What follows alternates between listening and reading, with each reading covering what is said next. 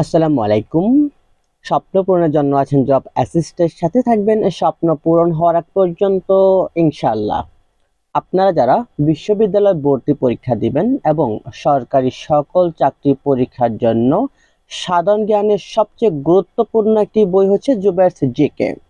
তাই আমরা এখনকার আয়োজনে আমরা দেখব আমাদের জুবায়ের জিকের প্রথম পর্বে আমরা আলোচনা করব 24-এর কোটা সংস্কার আন্দোলন থেকে অসহযোগ আন্দোলন, এখান থেকে যে গুরুত্বপূর্ণ টপিকগুলো আছে সেগুলো নিয়ে।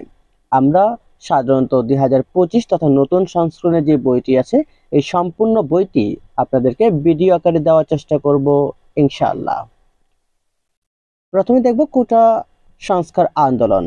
শুরু হয় 6 জুন 2024, শেষ হয় 3রা আগস্ট 2024। কারণ সরকারি চাকরিতে প্রচলিত কোটা ভিত্তিক নিয়োগ ব্যবস্থার সংস্কার।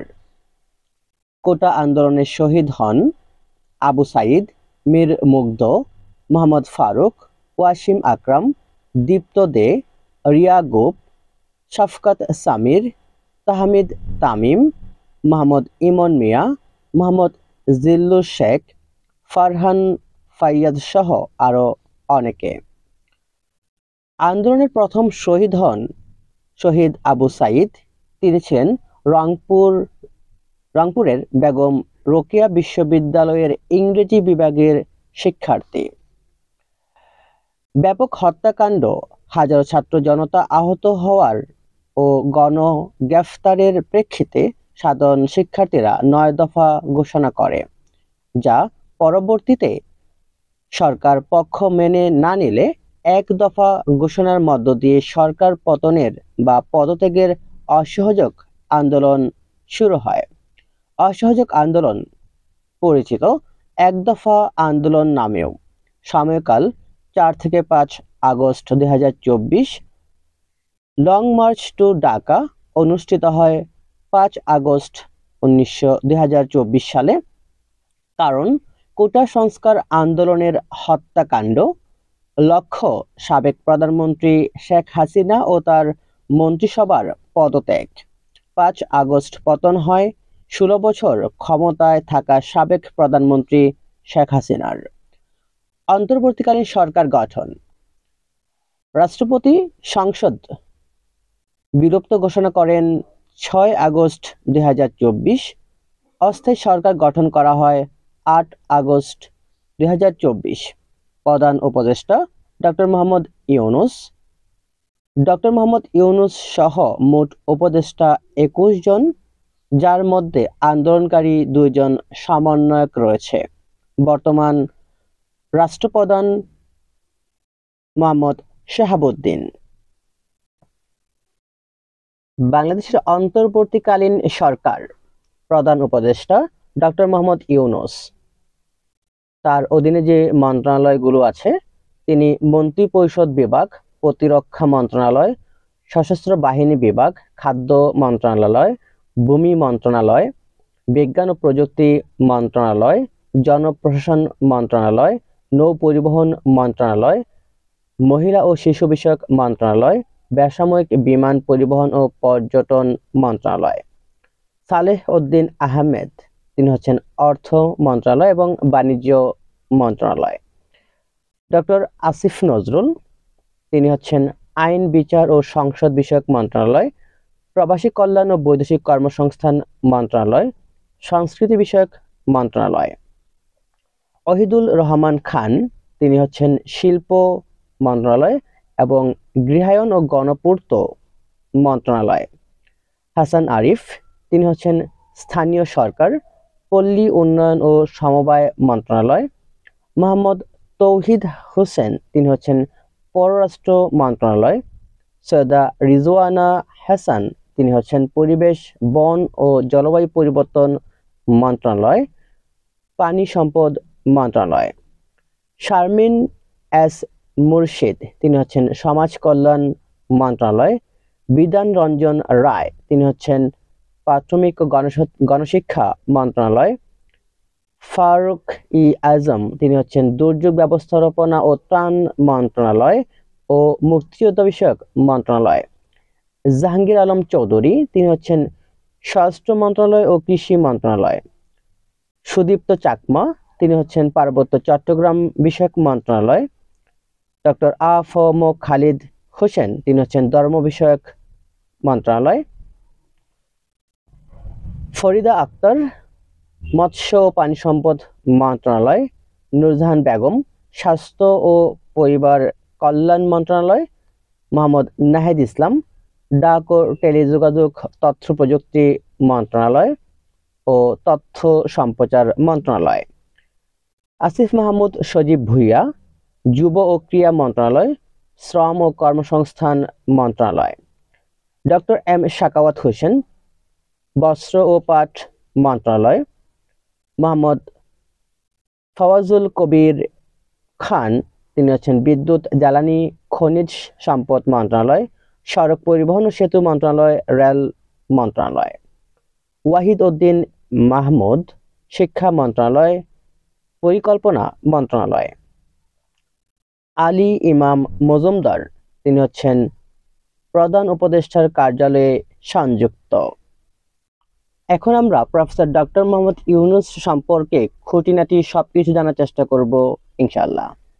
পরিচয়: অর্থনীতিবিদ, সামাজিক উদ্যোক্তা, সমাজসেবক, বাংলাদেশের একমাত্র নোবেল বিজয়ী এবং বর্তমান বাংলাদেশ অন্তর্বর্তীকালীন সরকারের প্রধান উপদেষ্টা হলেন ডক্টর মোহাম্মদ ইউনূস। তার জন্ম 28 জুন 1940, হাটহাজারী, চট্টগ্রাম। ছাত্র ছিলেন অর্থনীতি বিভাগ, ঢাকা বিশ্ববিদ্যালয়। চট্টগ্রাম কলেজের অর্থনীতি প্রভাষক ছিলেন তিনি। চট্টগ্রাম বিশ্ববিদ্যালয়ের অর্থনীতি বিভাগের প্রধান ছিলেন।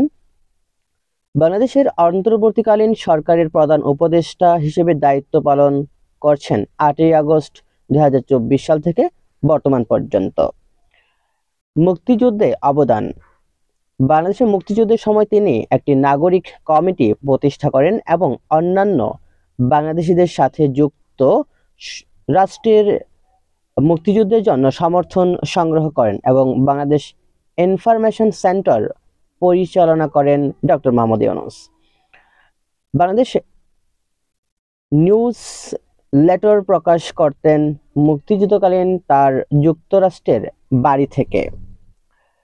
তার উল্লেখযোগ্য গ্রন্থগুলো হলো সামাজিক ব্যবসা, বালক পরিব্রাজকের দিনলিপি, দারিদ্র্যমুক্ত বিশ্বাসের জন্য, বাংলাদেশের শিক্ষা ব্যবস্থা, গ্রামীণ ব্যাংক ও আমার জীবন, পথের বাধা সরিয়ে নিন, মানুষকে এগুতে দিন, a world of 3 zeros, building society business, creating a world without property, banker to the poor.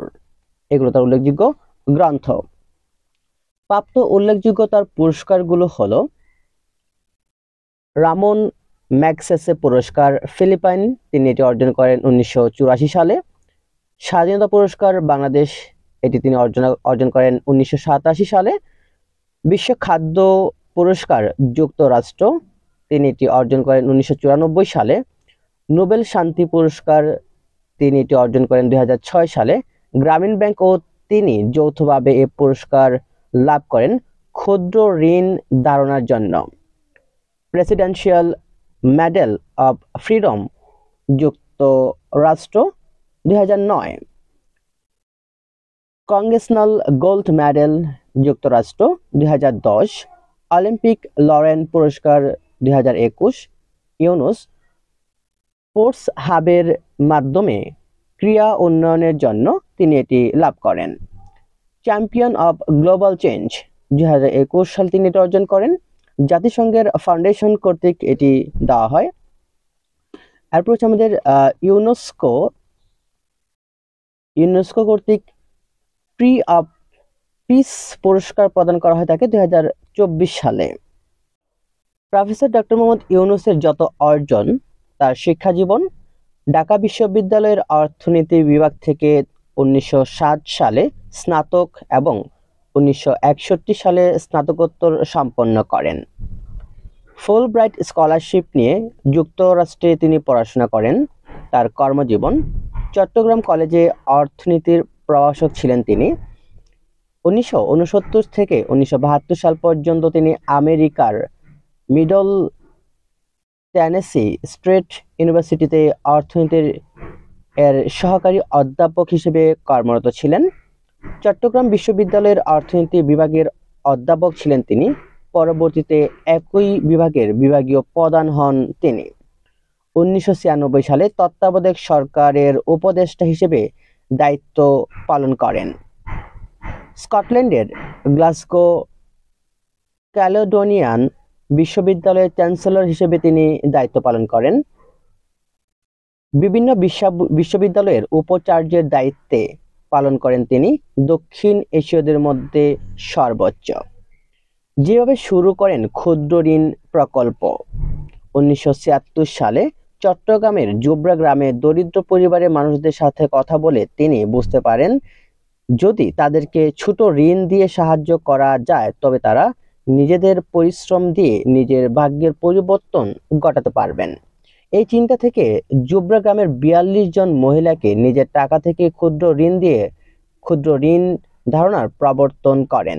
পরবর্তীতে বিভিন্ন ব্যাংক থেকে ঋণ নিয়ে ক্ষুদ্র ঋণ প্রকল্পটি চালিয়ে যাচ্ছিলেন।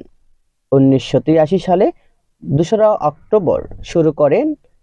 2006 সালে গ্রামীণ ব্যাংক প্রতিষ্ঠা করে এবং তিনি ক্ষুদ্র ঋণ ধারণার প্রবর্তনের জন্য তিনি শান্তিতে নোবেল পুরস্কার অর্জন করেন।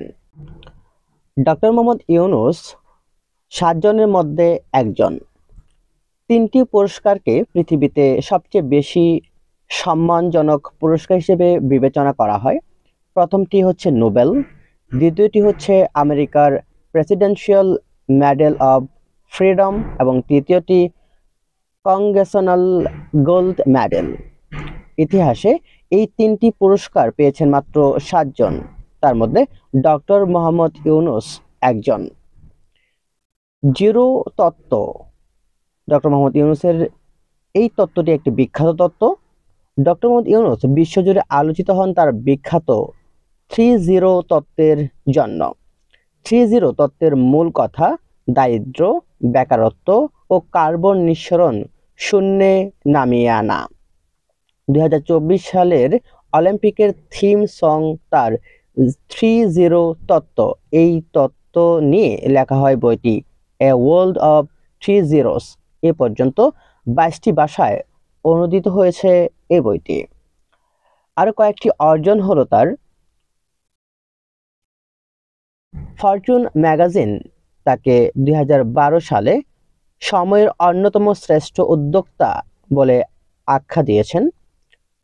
টাইম নিউ ইয়র্ক এবং ফোর্বস ম্যাগাজিনের প্রচ্ছদে তাকে স্থান দেওয়া হয়েছে। 2020 সালে জাপান অলিম্পিকের মশাল বাহক হিসেবে প্রধান অতিথি ছিলেন ডক্টর মোহাম্মদ ইউনূস। তেবাগা খামার, এটি প্রতিষ্ঠাতা হলেন ডক্টর মোহাম্মদ ইউনূস এবং প্রতিষ্ঠা কাল হলো 1974।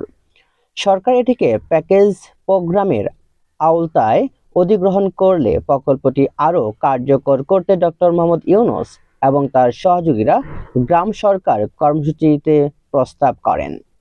এই কর্মসূচিটির অধীনে সরকার 2003 সালে 40,392টি গ্রাম সরকার গঠিত হয়, যা চতুর্থ স্তর সরকার হিসেবে কাজ করত। গ্রামীণ ব্যাংক পরিচয়, এটি একটি ক্ষুদ্র ঋণ প্রদানকারী সংস্থা এবং সামাজিক উন্নয়ন ব্যাংক। প্রতিষ্ঠাতা ডক্টর মোহাম্মদ ইউনূস। কার্যক্রম শুরু হয় 1976 সালে জোবরা গ্রামে। পূর্ণাঙ্গ ব্যাংক হিসেবে প্রতিষ্ঠা লাভ করে 2রা অক্টোবর 1983 সালে।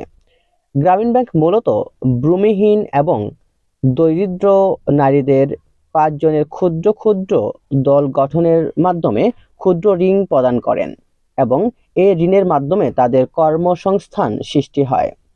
কর্মসূচি: ক্ষুদ্র ঋণ, গৃহ ঋণ, মৎস্য খামার, সেচ ঋণ ও অন্যান্য ব্যাংকিং ব্যবস্থা। ঋণের টাকা ফেরত নিশ্চিত করতে ব্যবহার করতেন সংহতি দল পদ্ধতি। গ্রামীণ ব্যাংক সবচেয়ে বেশি